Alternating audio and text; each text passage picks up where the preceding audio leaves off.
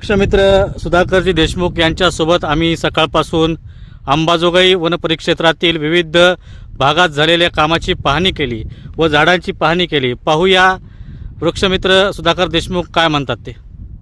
खरं तर सकाळी 9 वाजल्यापासून म्हणजे अंबाजोगाई तालुक्यामध्ये तळणी असेल, त्याच्यानंतर पठाण मांडवा आहे, साकोड आहे, शेपवाडी आहे, मुकुंदराचा परिसर आहे आणि आज आता अंमलवाडीमध्ये ती काल एक बातमी मी म्हणजे न्यूजला ऐकली आणि त्याच्यानंतर आज दैनिकाला पण म्हणजे काल पाहिली एक बातमी की त्याच्यामध्ये अंमलवाडीचा म्हणजे विषय केलेला आहे। ग्लिस्टियाचा असेल की म्हणजे त्या झाडाच्या संदर्भात, लागवडीच्या संदर्भात आहे, खड्ड्याच्या संदर्भात आहे। आणि खरं तर म्हणजे हे बघितल्यानंतर मला विनंती करायची पत्रकार बांधवांना की अंबाजोगाई तालुक्यामध्ये जवळपास 99% काम अतिशय दर्जेदार झालेलं आहे आणि ह्याला कुणी गालबोट लावू नये। बंधूंना विनंती की त्यांनी प्रत्यक्षात यावं। मी आता अनेक झाडांच्या काड्या तपासल्या, त्याची उंची तपासली। इथं निलगाय आहे त्या अंमलवाडीला, त्याच्यानंतर सायाळचं प्रमाण आहे। आताच आम्ही इथं आलो तर सस्य वगैरे इथून उठून गेले, कारण जवळपास म्हणजे 15, 20 ते 30% नुकसान झालेलं आहे। परंतु या अवतीभोवती इथं कंपाऊंडची व्यवस्था नाही, इथं पाण्याचं प्रयोजन नाही आणि हे जर व्यवस्था असती तर मला वाटतंय इथं किमान 85% झाडं जिवंत राहिले असते आणि आत्ताही म्हणजे जवळपास 75% झाडं म्हणजे जिवंत आहेत। हे आत्मविश्वासानं सांगायला लागलोय, कारण हा सर्व परिसर आम्ही पिंजून काढलेला आहे। आता मला वाटते 3:30 वाजायला लागलेले इथं उन्हाच्या म्हणजे पाऱ्यामध्ये आम्ही हे गावं बघितलेलं इथं अंमलवाडीच्या बी म्हणजे ह्या परिसरामध्ये आलो। त्याच्यानंतर मुकुंदराज परिसर पाहिला, शेपवाडी पाहिली, त्याच्यानंतर म्हणजे पठाण मांडवा पाहिला।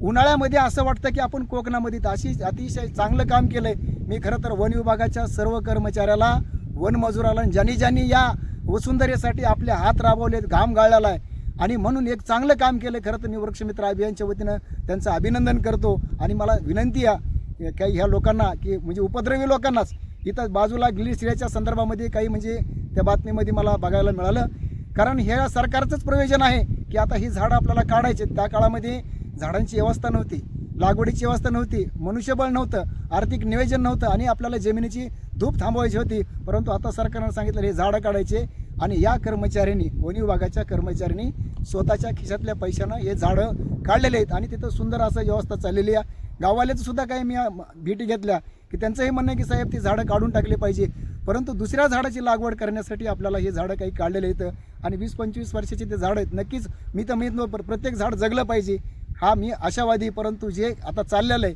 हे बदनामीचं षडयंत्र हे कुठंतरी थांबलं पाहिजे, याच्यासाठी मी आलो। आपण आज या ठिकाणी अंबलवाडीच्या ठिकाणी आलोत, मात्र दिसताना आपल्याला असं दिसतंय की या ठिकाणी काही छोटे छोटे काही जण पालवी फुटलेले नाही, काय याचं कारण काय नेमकं? खरं तर म्हणजे पाण्याचीच व्यवस्था नाही। सरकारचा उद्देश चांगला आहे, झाडे लावा, झाडे जगवा, परंतु काही लोक म्हणजे कसं आहे सांगतात तुम्ही तिकडंच भागवा आणि पाऊस मात्र इकडं मागवा आणि म्हणजे कसं आहे कामाच्या नावानं अंबाबाईचा जोगा। मी छोटे छोटे झाडं अगदी बघितलेले आहेत, काडी हिरवी पालझड झालेली आहे, कारण आपण जर एक फोटो घेतला तर हे सर्व असं माळरान आपल्याला दिसतं, परंतु ते ज्यावेळेस आपण त्या झाडाच्या जवळ जातो त्यावेळेस ती काडी हिरवी, ज्यावेळेस आता मे आहे, आता मला वाटतं आज 23 तारीख आहे, तर आता ह्या मेमध्ये एवढ्या कडक उन्हाळ्यामध्ये त्याचे निष्पर्ण झालेले आहेत आणि त्याच्यामुळे हे सगळं कुठं झाडं नाहीत असं वाटायला लागलेलं आहे। परंतु 75% इथं झाडं जिवंत येतं, कुणी बी यावं इथं बघावं आणि मला भेटावं असं मला वाटतं। म्हणजे आपल्या नजरेमध्ये किंवा आपल्या फोटोमध्ये किंवा कॅमेऱ्यामध्ये हे झाडं आपल्याला लांबून म्हणजे वाळलेले दिसतात, परंतु ज्याने तो कॅमेरा वापरलेला आहे त्यांना मला विनंती करायची आहे की जरा झाडाच्या जवळ येऊन त्याचा म्हणजे फोटो घ्यावा, ते बघावं, त्याला हात लावावं, कुरवळावं आणि ते हिरवं आहे का वाळलं आहे ते बघावं। पुन्हा एकदा मी विनंती करणार आहे की अंबाजोगाईमध्ये नव्हे तर आपल्या बीड जिल्ह्यामध्ये सामाजिक वनीकरणचं आणि वन विभागाचं अतिशय उत्कृष्ट काम झालेलं आहे, कारण आम्हाला माहिती एक रोप तयार करण्यासाठी काय लागतं आणि त्याला वाढवायला काय लागतं। नुसतं कसं माहिती का, बोलायला काहीच वजन लागलेलं नाही। मग मी खरं पुन्हा एकदा सगळ्यांचं मी कौतुकच करतो या प्रसंगी।